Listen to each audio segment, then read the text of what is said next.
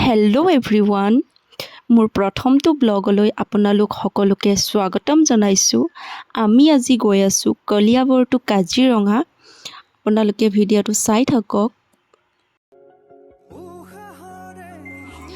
আৰু এনেকেই ৰাস্তাৰে গৈ থাকোঁতেই আমাৰ অসমৰ গৌৰৱ এশিঙীয়া গড়, হাতী, বাবু, হৰিণা সকলোবিলাক দেখা পায়। আমিও নামি লৈ অলপ ভিডিঅ' কৰি ল'লোঁ।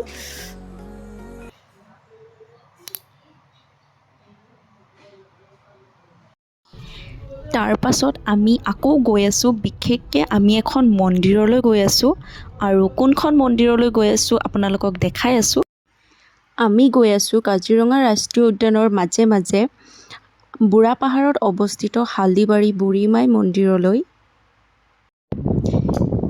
কাজিৰঙাৰ মাজে মাজে এটা অপূৰ্ব সৌন্দৰ্য আৰু আমি উপভোগ কৰি কৰি আগবাঢ়ি গৈ আছোঁ সেই ঐতিহ্য মন্দিৰৰ দিশে।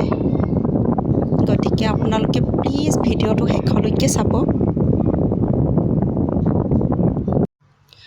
আৰু আমি আহি আহি পাই গ'লোঁ হালদিবাৰী বুঢ়ীমাই মন্দিৰ।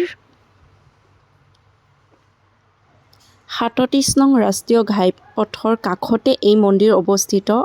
আৰু এই ৰাস্তা দি পাৰ হৈ যোৱা সকলো মানুহে 1 মিনিটৰ কাৰণে হ'লেও ৰখি ইয়াত সেৱা লৈ যায়, নহ'লেও হৰণ বজাই হ'লেও পাৰ হৈ যায়। আৰু ব'লক এতিয়া মন্দিৰৰ ভিতৰৰ পৰিৱেশটো অলপ দেখাওঁ।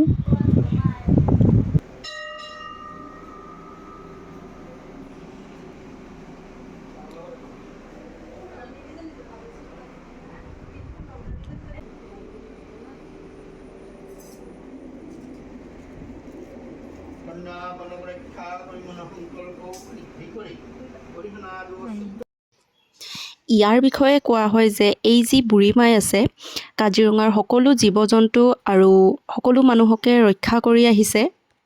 আৰু লগতে এই ৰাস্তাইদি যিমানবিলাক গাড়ী পাৰ হৈ যায়, সকলোবিলাক এই মায়ে ৰক্ষা কৰি আহিছে বুলি সকলোৱে বিশ্বাস কৰে। আৰু মন্দিৰৰ অপজিট ছাইডত ৰাস্তাৰ কাষত এটা শিল আছে। এই শিলটো বুঢ়ী আই মন্দিৰৰ এটা অংশ। এই ৰাস্তাটো নিৰ্মাণ কৰা সময়ত এই শিলটো উঠাবলৈ বহুত চেষ্টা কৰিছিলে, কিন্তু উঠাব নোৱাৰিলে। আৰু ইয়াতে এজন মুছলমান ইঞ্জিনিয়াৰে এই ৰাস্তাটোৰ কাম কৰিছিলে। তেওঁ প্ৰায় 20 ফুট দকৈ ইয়াৰ কাষেদি খান্দিছিলে ইয়াক উঠাবৰ কাৰণে, কিন্তু কোনোপধ্যেই তেওঁ উঠাব নোৱাৰিলে।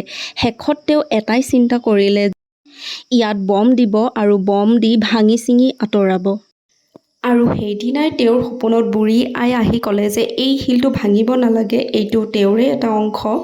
আৰু তাৰ পাছত তেওঁ সকলো মানুহকে আহি কথাখিনি ক'লে, আৰু তেতিয়াৰ পৰাই ইয়াক এনেদৰে ৰং দি পূজা অৰ্চনা কৰি আহিছে।